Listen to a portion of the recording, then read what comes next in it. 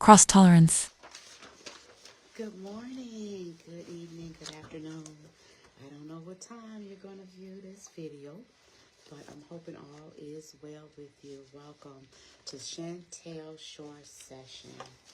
I hope you guys been applying this stuff. Listen, I'm taking time out of my day to get you this because I want you to be able to overcome some of your addictions, right?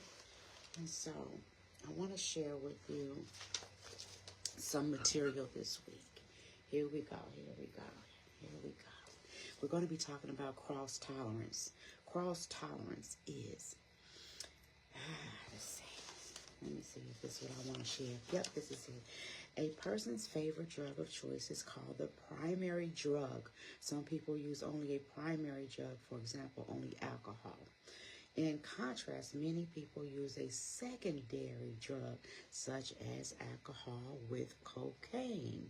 Some people use their secondary drug in addition to or as a substitute for their primary drug. Got that? Some people use their secondary drug when they can't obtain their primary drug.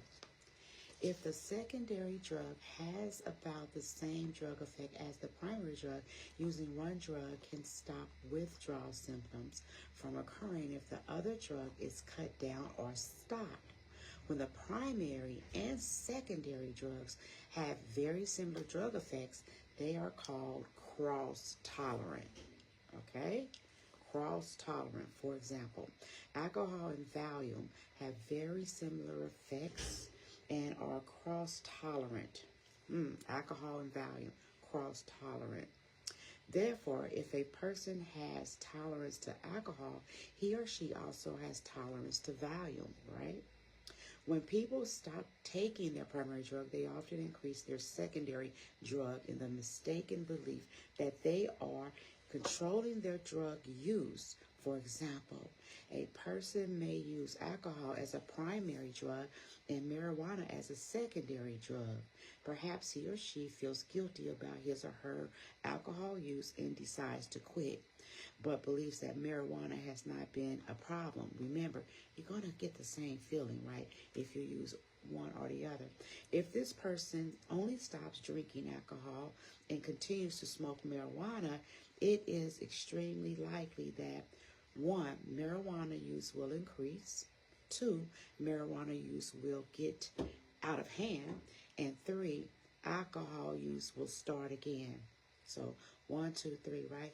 In this cycle, marijuana, which is partially cross-tolerant to alcohol, was increased when alcohol was what? Decreased. It is likely that once the person started drinking again, his or her marijuana use would decrease. Listen, substituting one drug for another is not going to, for some, I have learned, right, as a drug counselor, that it does help, but if you continue using that secondary drug, more than likely, as I have stated in your hearing, it's going to increase. You're going to start using that secondary drug more. And you still have the physical dependency for that particular drug, even if you cross, And so the best thing to do, like I share with my patients, okay, you're substituting one for the other, but at some point you still have to eliminate the use of all illicit substances in order for your brain chemistry to go back to normal, right? Oh my goodness. Put the weed down. Or put the drink down. Put the cocaine down. Whatever it is you're substituting, just stop. Just trust that you can do it, right? And if you are a believer, trust in God. Listen, you got this. I know you can do it. Replay what you just heard so you can get a clear understanding that substituting substituting using a secondary substance or alcohol is not going to help with the problem. It's not. For some, it does, because they will that secondary drug, once they've kicked the habit, that primary, say opioids or something, it works. They use the marijuana or whatever to eliminate, and they're good.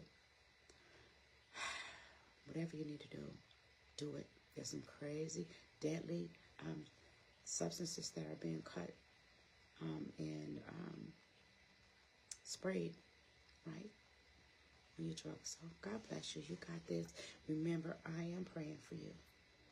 Have a good day.